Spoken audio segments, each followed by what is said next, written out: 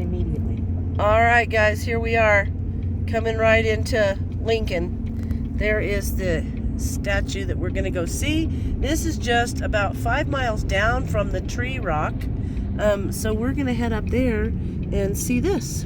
All right, we are at the Summit Rest Area, which is the highest point on Interstate 80, elevation 8,640 feet.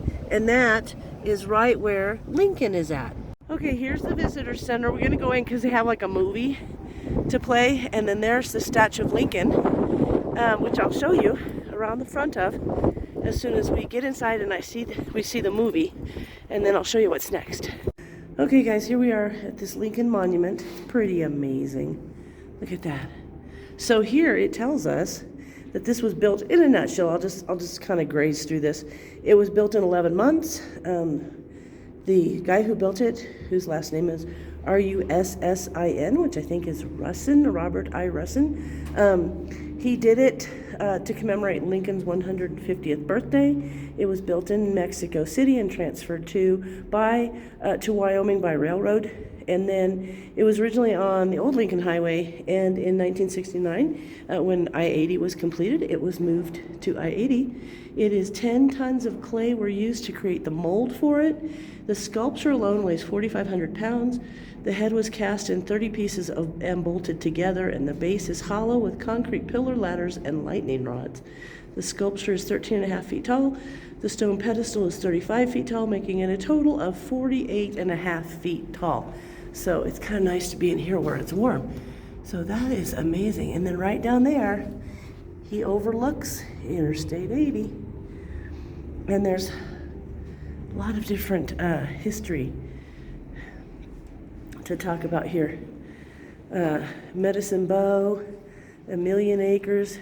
If you have not checked this out, check out all the history around this area of Wyoming. It's pretty incredible. And then it's beautiful too. Look at that. You know, it makes me think when we were at that Archway Museum and they talked about how when the terrain started getting more hilly, people had to throw out things that they cared about, like their pianos and books, and they just had to unload those because it just got to be too much weight. And you can see how the terrain here is starting to become more hilly. And so I can only imagine that this is where they would have had to have done that. A big wall of more adventure, Wyoming National Parks and Sites. This is one we've seen, sort of. We went there right at Sturgis, and we were really young, and we had a little baby, and we pulled into Devil's Tower, and the place was filled with bikers. We didn't know Sturgis was going on, so we're like, okay, so we're out. And we left, but I'd go there in a heartbeat. I really want to go back. I'm gonna come down here, and we're gonna watch this movie. I don't know. Maybe it just starts periodically. So we'll sit down and watch this movie. Evidently, it's not officially a movie. It's kind of just like a video advertisement. So that's it. Now let's go outside. I got to tell you guys, at 8,000 feet, when you're used to living at sea level, I thought my cold was really bad. But clearly, it is just because the air is so thin. Actually, being so close to the interstate, I mean, you can hear the truck and everything, but it's actually pretty quiet, except for when the truck goes by. That is really pretty down there. All right, let's come around to the front. Here we are at the front of Lincoln.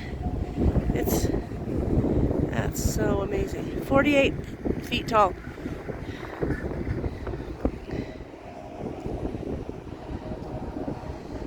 And then what does this say? We must think anew and act anew.